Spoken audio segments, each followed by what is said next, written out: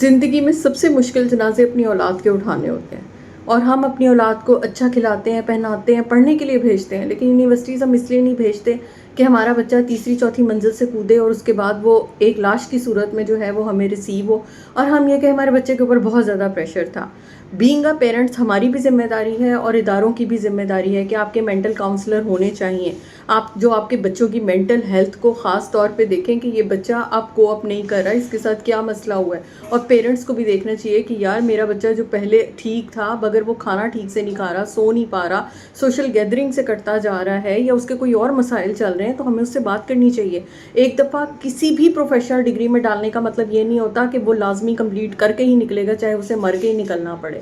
ایسا کبھی نہیں ہوتا۔ اپنے بچوں کو اگر کوئی ڈاکٹر انجینئرنگ میں بھی آ گیا ہوا ہے اور ان کو لگتا ہے کہ یہ بہت مشکل ہے اور ان سے نہیں ہوگا، تو اپنی بچوں کی جان کی قیمت کے اوپر ان سے وہ ڈگری کمپلیٹ مت کرائیں، ان کو کوئی اور فیلڈ لینے دیں، ان کو آسانی پیدا کرنے دیں، اللہ ان کے لیے اور آسانیاں کر دے گا۔ لیکن بچوں کو اتنا ٹارچر مت کریں کہ وہ کہیں اما ابا کا اتنا پیسہ لگ گیا ہے تو اس سے بہتر ہے کہ میں مر جاؤں۔